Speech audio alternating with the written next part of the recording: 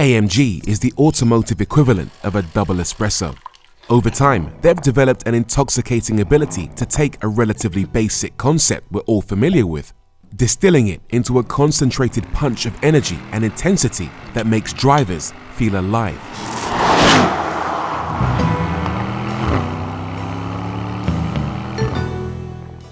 But to me, AMG is changing.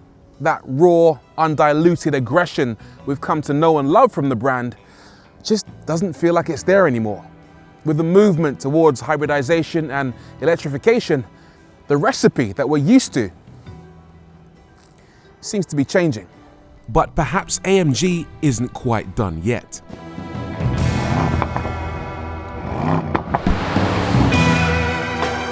This is the second generation AMG GT, the company's new flagship. It embodies everything AMG fans know, love, and expect. And if proof were needed, just listen to this.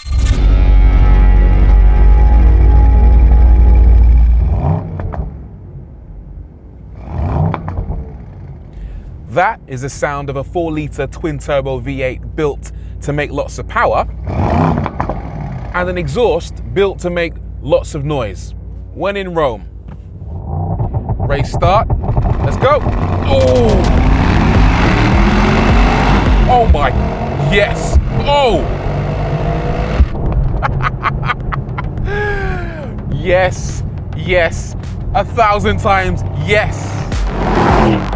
I'll tell you what, we haven't felt that in a while. I'm not talking about the power and the acceleration. AMGs do that. I am talking about the noise, the rage, the drama, the theater. Most AMGs don't sound like that anymore. In fact, most cars, full stop, don't sound like that anymore. This is a throwback in the best possible way. A howling V8. Yes, we'll have some of that. The 160,000-pound GT uses a familiar drivetrain, a 4-litre twin-turbo V8 making 585 horsepower, 700 Nm, delivering 0 to 60 in 3.1 and 196 miles an hour flat out. It uses many of the same components as the SL, but the GT is designed to have a far more sporty character. This definitely feels louder, angrier, faster, and more rage-filled than the SL. Is it as angry as the first generation AMG GT?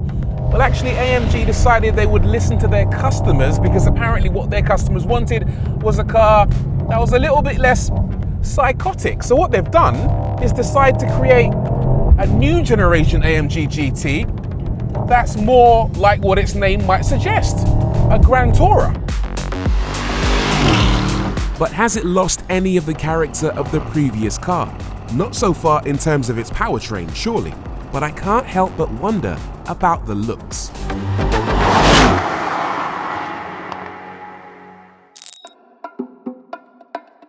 Have you ever seen a blobfish? Fascinating creature, lives in deep waters off the coast of mainland New Zealand and Australia. No idea what it does, but it looks like this. And it seems to me like that is what Mercedes is basing all its recent designs off. Everything from their EQ electric range up to their flagship sports car kind of looks like a blobfish. I much prefer the previous generation AMG GT, which was sleek, muscular, ripped, and a lot more distinctive. Don't get me wrong, there are things that I really like about this. The long sweeping bonnet, this big, distinctive Panamericana grille, and your supercar's not really a supercar if it doesn't have air curtains, which this does have, of course. But there are things that I don't like. Come around the side with me, because these wheels might look good from a distance, but then you get out close to them and it's got these little wibbly wobbly plastic bits, which just looks a bit too cheap. Nah, not for me. Down the side, we've got these pop-out door handles. You stroke them and they pop out.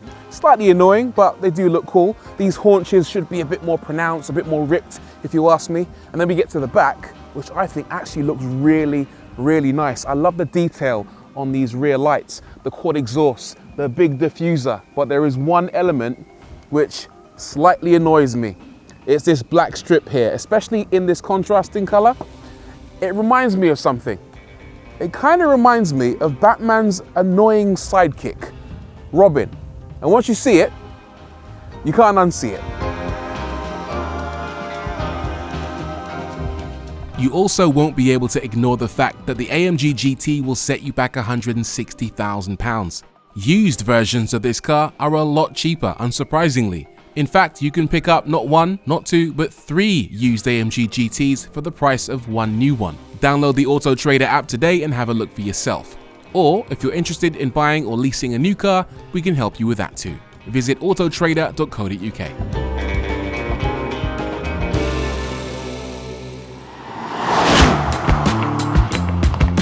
You could argue that the GT isn't as timelessly handsome as its main rival, the 911 Turbo, or as exotic as the new Aston Martin Vantage, both of which sell for a similar price. But one thing neither of its rivals can offer is an enormous boot. This is 321 litres, which is an awful lot in the world of supercars, giving plenty of space inside even for a large suitcase.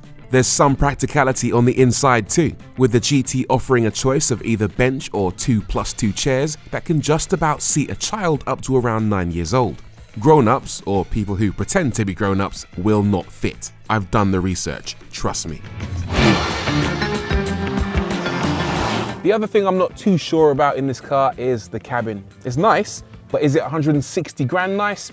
Yeah, not so sure. I think the similarly priced Aston Martin Vantage is definitely more special than what you get in this car. However, there are some nice bits in here. I really like these air vents, the way they look and the way they sound, plus the central backlighting can be customized exactly how you like. I love this steering wheel, typical AMG, nice and big, feels good in the hands, and despite it having these capacitive buttons, it's a joy to use, especially these fantastic mode selector switches that are integrated on the wheel itself. I'm also not too sure about the screens. The driver display can be customized to look exactly how you like, which is cool. This central screen looks a bit like an iPad that's leaning up against the dashboard, but they both are exactly what you'll find in the SL.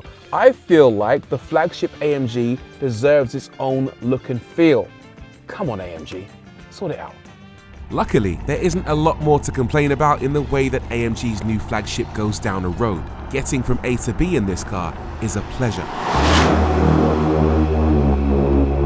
Obviously, the big thing is the engine. The powertrain is the defining characteristic in this car. But what's interesting is you don't have to be in Sport Plus or race mode to really get to enjoy it. I'll knock it back into comfort mode right now and listen to this. Yeah, it's quieter, but it's still purring away in a slightly passive-aggressive way. That is a noise that's with you pretty much every step of the way. It's kind of like a lion that's just bitten the head off a giraffe and is now thinking about having a little nap. Slightly evil sounding, but very much at peace with that. And then there's the ride. Like the top-of-the-line Mercedes SL, the AMG GT uses AMG's active ride control. In other words, they've upgraded the suspension to be very, very clever. One of the things they've done is to get rid of the physical anti-roll bars, the things that stop the car from kind of rocking about in the corners, and they've replaced them with this very, very clever set of multi-valve dampers. That's the really good stuff that controls not only the compression, but also the rebound of the dampers to enable the ride to be a lot more compliant. And this is actually a really good car to use as a daily in that respect. The dampers are hydraulically interconnected, much like we've seen on the McLaren 720S or the new Range Rover Sport SV, ultimately meaning the system can offer a soft ride when driving straight ahead, firming up considerably during bends, giving a wide range of suspension settings as well as consistent wheel camber and tyre contact patch. The only problem is that the steering is very direct. I mean, that shouldn't be a complaint in a sports car, but this feels incredibly direct. It's got the rear wheel steering, but it also feels like it's got quite an aggressive camber setup where the front wheels are angled inwards at the top. And that means that when you turn in, the car feels like it wants to turn even more than you intended. And that can surprise you, can catch you out at times if you haven't got your wits about you. When you do get used to it, driving the AMG GT is a real treat. Dial things up to Sport, Sport Plus or Race, and those dampers firm up noticeably. What little body roll there was in comfort is eliminated by those hydraulically connected dampers, and the steering response seems to ramp up even more. All it takes is a minuscule amount of input on the steering wheel and the car just completes the arc of the corner ridiculously easily. So you got to be quite mindful of the way you turn in.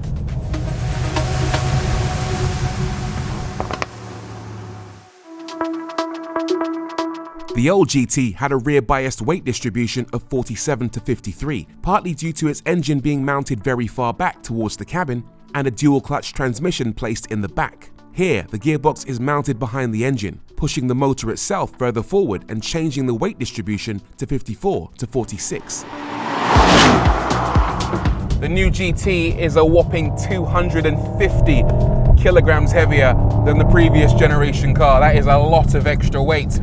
And then you throw in the fact that it's no longer rear-wheel drive. We've got all-wheel drive components mounted towards the front of the car. That should mean that it's quite nose-heavy and be prone to understeer. But I'll give it credit where it deserves. This car does not feel like an understeering mess in the tighter bends. The grip levels are more than adequate going into the corners, and crucially, as you're about to exit a corner, there's a massive amount of traction. You mash the throttle. Yeah, game over. This car takes off like you wouldn't believe. That's helped by active aerodynamics. Like the old AMG GTR, there's a front deployable carbon splitter that descends by 40mm above 50 miles per hour, creating a Venturi effect, adding front downforce and yet more directness to the steering. The rear spoiler also deploys above 50 miles per hour, adding downforce to the rear. This gearbox is exceptional. It's not a twin clutch, it's an automatic. But the upshifts in particular are super snappy, violent almost. It just makes it so much fun to change gear. I'm happy to report that this car does have drift mode, but it doesn't have that multi-stage traction control system that we got in the old Mercedes-AMG GTR. So when you turn drift mode on, you're on your own. The GT has lots of finely tuned individual elements that all add up to it being a great performance car. But as good as those are, the steering, the suspension, the gearbox, all take a back seat to that engine. It may only make 585 horsepower, less than the Vantage, which effectively uses the same engine, but it's so responsive and so theatrical as to render any power disparity almost irrelevant. I'll admit, I'm one of those people that haven't really been convinced by AMG of late. Cars like the C63 or pretty much anything with an EQ in the name have felt almost like they've been slightly at odds with what AMG has stood for over the ages. I've also been concerned about how a brand that's as unashamedly old school as AMG could reinvent itself in the modern world. Whatever happens in the future is still a bit of an unknown, but forgive me while I indulge in enjoying the present, the here and now. This thing is fantastic.